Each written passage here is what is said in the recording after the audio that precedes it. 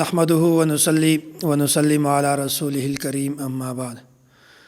نن درس قرآن کې د 15مې سپارې خلاصه بیانېږي. الله تعالی د دغه سپارې په شروع کې د انسان فطرت بیان کړی ده. واذا انعمنا على الانسان اعرض ونأى بجانبه واذا مسه الشر فذو دعاء عريض. د انسان دوه قسمه حالت ده. په انسان باندې همیشه دوه قسمه حالتونه راځي، کله د خوشی وال او کله د غم وال. نو کچېری په انسان باندې حالات داسې وي چې هغه د خوشی وال وي، حالات د انسان موافق وي، بیا په دغه وخت کې د تکبر کوي، ضد کوي او ځان ته څه وایي. او که په انسان باندې حالات ناموافق راشي، د حالات د موافق نه وي، بیا په یو وخت کې د الله تعالی طرف ته رجوع کوي. حالانکه انسان ته پکار ده چې که په د باندې حالات موافق راشي، حالات د موافق وي یا موافق نه وي، په دواړو حالاتو کې د الله تعالی طرف ته رجوع کوي. ځکه چې الله تعالی دا د دواړو حالاتو مالک ته، که انسان د خوشي په حالت کې وي بیا هم الله تعالی مالک ته، که انسان د غم په حالت کې وي بیا هم الله تعالی مالک ته. نو په کار د انسان ته چې په هر حالت کې دا د الله تعالی طرف ته رجوع وکړي. بیا الله تعالی مخکې د خپل قدرت نشانه بیان کړي دي. سنوریهم آیاتنا فی الآفاق وفی انفسهم. الله تعالی په ځمکه او په اسمانو کې په پوره کائنات کې ډېرې زیاتې نشانیانې پیدا کړي دي، او الله تعالی په انسان کې دننه ډېرې زیاتې نشانیانې پیدا کړي دي. وایي که یو کس داسې وي چې هغه معمولی عقل وي، معمولی شعور وي، کې هغه هم په دې خبرو باندې سوچ وکړي، بیا به د اعتراف د په دا خبره باندې مجبور کی چې دغه شیانو د دغه انسان یا دغه شیزونو جوړولو وال یو داسې همیشه پاتې کېدونکی ذات ته چې دغه علم او طاقت بالکل انتها نشته. نو الله تعالی داسې ذات ته چې په دنیا کې هم د ډېرې زیاتې نشانیانې د قدرت والے، او که موږ تاسې سوچ وکړو د انسان اعضا په دا کې څرنګه الله تعالی غوښه پیدا کړې ده، او څرنګه الله تعالی په دې کې رګونه پیدا کړي دي، په دې کې به دننه وینه ځي، او وینه په څومره سپیډ څومره رفتار باندې ځي، که انسان په د یو اندام باندې هم سوچو کې دا هم د الله تعالی د قدرت یوه ډېره غټه نشانی ده. نو په کار ده چې په هر حالت کې انسان د الله تعالی د قدرت په نشانیانو باندې غور او فکر کوي. بیا انسان په دې وخت کې همیشه د ګناهونو هم ځان بچ کولی شي. بیا مخکې الله تعالی دا خبره بیانوي،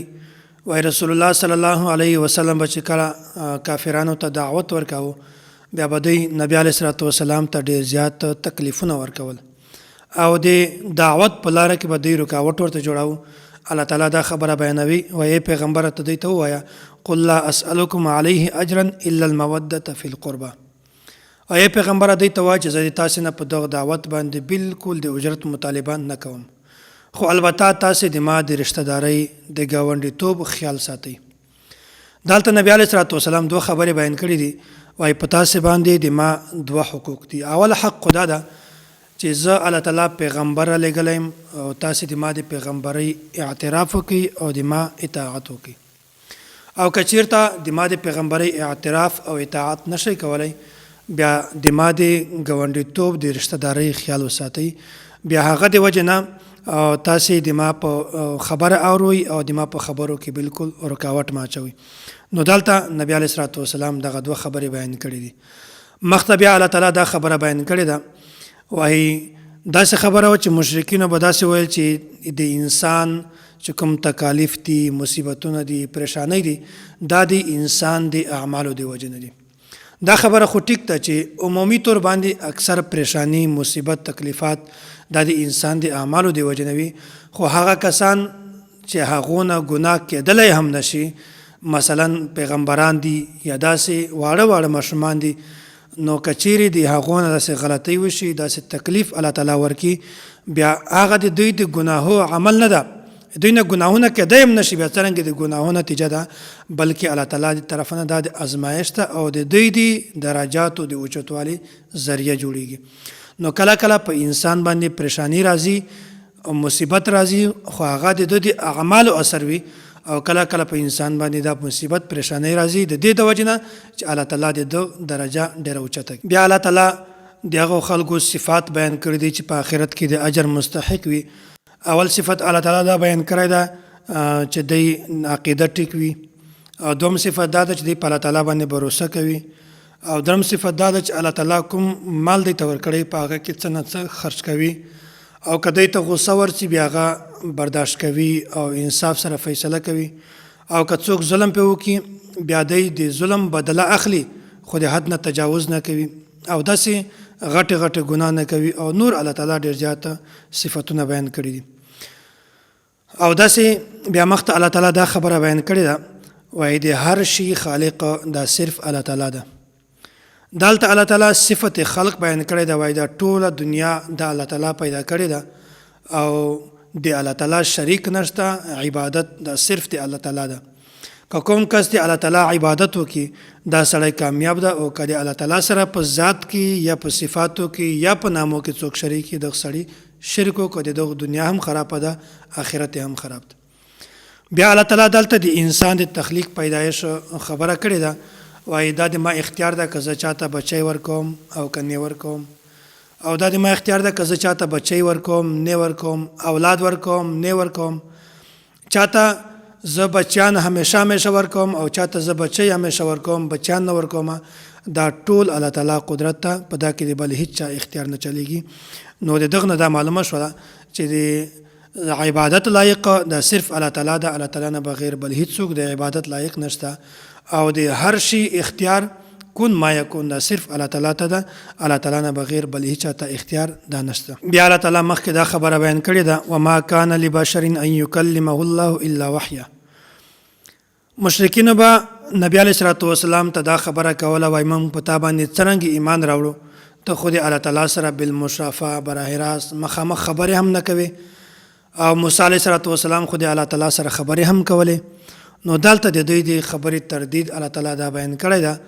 وایي براه راست بالمشافهه دا په دنیا کې یو انسان کې هم د طاقت نشته چې هغه د الله تعالی سره بالمشافهه ملاقاتو کې خبرې ورسره وکړي او موسی علیه السلام چې الله تعالی سره کومې خبرې کړې دي هغه په پرده کې دي نه نیوي موسی علیه السلام صرف आवाज اورېده باقي بالمشافهه د الله تعالی سره د خبرې داسې نه دی کړې صرف په الله تعالی طرف نه आवाज ورته راته او بیا مخته دا خبره بیانوي وایي د الله تعالی طرف نه چې کوم پیغمبر ته خبره راځي د هغه څو طریقې دي یا خدا د چې کله کله الله تعالی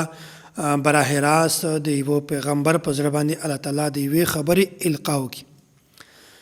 او یا داسې وي چې الله تعالی د جبرائیل امین په ذریعه باندې پیغمبر ته وحی راوړي او داسې د پیغمبر کچېرې په ویشه باندې وي او جبرائیل امین وحی ورته راوړي دا هم د پیغمبر د طرف نه وحی ده او کچېرې پیغمبر خوب وویني دا هم وحی ده ځکه چې دا خبره مخته تېره شوې وه چې انسان کا ویده وي بیا د زړه هم ویده ده د سترګې هم ویده دي او که چېرته پیغمبر ویده وي بیا د سترګې خو ویده وي خو د زړه چې کومه ده دا ویښ وي نو که پیغمبر باندې چېرته دی خوب وویني بیا دا هم د الله تعالی د طرفه نه وحی ده مخته بل صورت ته صورت الزخرف او صورت الزخرف دغه معنا په دغه کې دغه صورت کې دی سرو زرو تذکره ده دغه مناسبت د وجنه دغه صورت ته صورت الزخرف یا په دغه کې د مشرکینو د کافرانو اعتراضات الله تعالی د یو اعتراضاتو جوابونه ورکړي دي حامیم والکتاب المبین الله تعالی دلته قسم خوري وای ما د قسم په هغه قران کریم باندې چې هغه بالکل واضح کتاب ده دلته د واضح دا معنی ده چې دا قران کریم د نصیحت په لحاظ سره ډیر زیات واضح ده او د دغه دا معنی کول چې په دا قران کریم کې احکامات ډیر په واضحه بیان شوي دي دا خبره بالکل غلطه ده ځکه چې د احکاماتو لپاره د استنباط او د اجتهاد ضرورت شته او که چیرته قران کریم کې دغه احکامات په واضحه بیان شوي وي په استنباط او د اجتهاد ضرورت نه وي او داسې دا خبره چې قران کریم کې هغه آیات چې هغه کې اجمال وي یا ابهام وي یا هغه آیات چې خپل منځ کې د تعارض وي په هغه کې هم د استنباط او د اجتهاد ضرورت شته نو د دې معنی دا کول چې قران کریم د احکاماتو په لحاظ سره ډیر واضح کتاب ده دا ټیک نه ده بلکې دا معنی صحیح ده چې دا قران کریم د واعظ او نصیحت په لحاظ سره ډیر زیات واضح ده بیا د مشرکینو یو ډیر غلط سوچ وو اداو چې دی با الله تعالی ته دا ثابتول چې دا فرشتي د الله تعالی لورګان دي الانکه الله تعالی دا خبره بیانوي وای دی خپل ځان ته لورانې نه ثابتوي او کله چې دوی لور پیدا شي بیا د دوی خلکو نه مخ پټوي، مخې تور وي او د دوی د ژوندو د دفن کولو سوچونه کوي، ارادې جوړوي، پلانونه جوړوي. نو الله تعالی دا خبره بیانوي، وایي هغه شی چې دوی خپل ځان دپاره ښه نه ګڼي دوی هغه د الله تعالی دپاره څنګه ثابتوي. نو دا خبره هم الله تعالی دلته مخته بیان کړې ده. د مشرکینو یو بله دعوه وه، د هغې تردید هم الله تعالی بیان کړی ده. دوی به دا کول چې د قرآن کریم او د سنت او داسې قطعي عقاید چې کومه دي په دغه معامله کې به دوی د خپل پلار او د نیکه خبره منله، د هغو تقلید به کوو او دا به ویل چې دا د مونږ دین چې کومه ده دا رښتونی ده، ځکه چې مونږ پلار او مونږ نیکه چې کومه وو هغو هم دا کارونه کول. نو دلته الله تعالی دا خبره ورته بیانوي، وایي که چیرې تاسې تقلید هم کوو بیا تاسې د ابراهیم علیه السلام تقلید ولې نه کوو؟ هغه ابوالانبیا ده، هغه داسې پیغمبر و چې هغه اول سر نه د شرک نفي کړې وه او بالکل بیا تاسې ته پکار وه چې تاسې د ابراهیم علیه السلام تقلید کړی ده. نو تاسې دا خبره کول چې مونږ دین دا بالکل ټیک ده ځکه چې مونږ پلار او نیکه دا دین کوو، نو دا خبره بالکل د تاسې غلطه ده او د تاسې تقلید هم غلط ده. بیا د مشرکینو یو غلط سوچ او یوه غلطه نظریه وه د دوی دا ویل چې الله تعالی قرآن کریم دا نبی علیه السلام ته ورکړی ده، نو په کار وه چې د مکې یا د طایف چې کوم امیر مالدار خلک دي هغو ته دې ورکړی وی. د دوی دا سوچ و چې دغه چې کوم نبوت ته دغه د یو امیر سړي ته میلاو شي، غریب سړي ته نه میلاویږي. حالانکه الله تعالی دا خبره بیانوي، وایي نبوت چې کومه ده دغه یوه خاصه ده غټه ده الله تعالی هر انسان ته نه ورکوي. الله تعالی دا ته نه ګوري چې یو کس امیر ده یا غریب ده هغه ته د زه نبوت ورکم، بلکې الله تعالی خپله مرضي ده چاته نبوت ورکوي، په دې کې الله تعالی بل هیڅ چاته اختیار نه ورکوي. بیا الله تعالی مخکې د کافرانو یو بل اعتراض بیان کړی ده. کله چې د سورة الانبیاء دا آیات را نازل شو، انکم وما تعبدون من دون الله حسب جهنم، تاسې او چې د چا عبادت کوئ دا به د جهنم سکروټې وي، دا به دواړه جهنم ته ځي. او داسې بیا کافرانو کې بعضې خلکو دا شور شروع کو چې مونږ د دغه سوال جواب مینده کو، ځکه چې خلکو د عیسی علیه السلام هم عبادت کوو بیا خو عیسی علیه السلام به هم جهنم ته ځي. نو دلته په سورة الانبیاء کې یو بل ځای کې دغه آیات را نازل شوی ده، په هغه کې خطاب صرف هغه خلکو ته ده چې هغه د بتانو عبادت کوي، چې کوم کس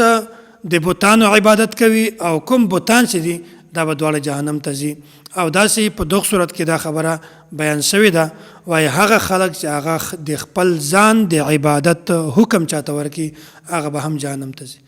او پاته شو دا خبره چې عیسی علیه السلام خلکو عبادت کاو، نو عیسی علیه السلام په دغه وخت کې خلکو ته د خپل عبادت حکم کله هم نه ورکړی، بلکې عیسی علیه السلام خلکو ته دا دعوت ورکاو چې زه الله تعالی پیغمبر را لېږلی او تاسې د صرف یو الله تعالی عبادت کوئ، الله تعالی نه بغیر د بل هیڅ عبادت مه کوئ. دا صورت ختم شو. مخکې بل صورت ته صورت دخان وایي لوګي ته. بیا دا په دغه صورت کې دا د دخان ولا مکمله تذکره بیان شوې ده، د مناسبت د وجې نه دغه صورت ته صورت دخان وایي. او دا مکی صورت ته په دا کې بنیادي طور باندې توحید، رسالت او داسې د آخرت احکامات دا بیان شوي دي. انا انزلناه فی لیلة مبارکة انا کنا منذرین. قرآن کریم دا د برکت په شپه باندې نازل شوی ده. دلته د لیله نه مراد لیلة القدر شپه ده چې انا انزلناه فی لیلة القدر. د سورة القدر کې دا ټول تفصیل دلته موجود ده. او بیا الله تعالی دا د لوح محفوظ نه د دنیا چې کوم اسمان ده دا ته الله تعالی ټول قرآن کریم په یو ور باندې را نازل کړ. او بیا په 23 کاله کې د نننې نبی علیه السلام په زړه باندې الله تعالی قرآن کریم سوکا دا را نازلو. بیا د دخان څه مراد ده؟ د دخان مطلب دا ده چې د دغه یو تفسیر دا ده چې قریشو به مسلسل د نبی علیه السلام مخالفت کا او د تردید به کاو. بیا داسې نبی علیه السلام د دې خلاف به دعا وکړه. بیا په مکه باندې ډېر سخت قحط راغی او دوی به داسې کول چې هډوکي به یې خوړل او لوږه به ورته، بیا مردار به یې خوړل، هر شی به یې خوړل. بیا دی به چې کله اسمان ته کتل یا د لوږې د وجې نه به دوی ته صرف لوګی په نظر باندې راته. بیا داسې وشو چې دوی د نبي علیه السلام طرف ته رجوع وکړه، ورته وویل چې الله تعالی نه دعا وغواړه چې دا مونږ قحط ختم شي، مونږ به ایمان راوړو، اسلام به راوړو، الله تعالی باندې به ایمان راوړو. قحط ختم شو. دی بالکل ټیک شول، په دی باندې ښه حالات راغلل، بیا دی په نبا د نبي علیه صلات وسلام انکار وکړو، د خبره نه ومنله. بیا الله تعالی د جهنمیانو تذکره بیان کړې ده، وایي دوی ته چې کومه په جهنم کې خوراک ده هغه د زقوم ونه ده. دا یوه ترخه بدبوداره او ډیره قابل نفرت ونه ده. د دغه چې کوم منډان دي دا داسې دي لکه د شیطان سر. نو دا به هم په د جهنمیانو خوراک وي، او داسې جنتیانو ته الله تعالی چې کوم انعامات ورکوي د هغو انعاماتو تذکره هم الله تعالی بیان کړې ده. وایي دی به داسې کوي چې په جنت کې به ریشم اغوندي، او څوک به نری ریشم اغوندي او څوک به غټ ریشم اغوندي، او داسې به دی په صوفو باندې ناست وي. بهرحال ټول تفصیل الله تعالی مخکې بیان کړی ده، د حورو تذکره الله تعالی بیان کړې ده. دا مخکې بل صورت ته سورة الجاثیه، د دغه صورت خلاصه درته بیانومه. شریعت بنیادی طور باندې دا د دوو شیزونو نوم ده، عقاید او مسائل. د تیرو پیغمبرانو عقیدې او د نبی علیه صلات وسلام عقیده دا ټوله برابره ده. په عقیدې کې هیڅ تبدیلی نه ده، د هر پیغمبر د بل پیغمبر سره عقیده دا بالکل یو وي،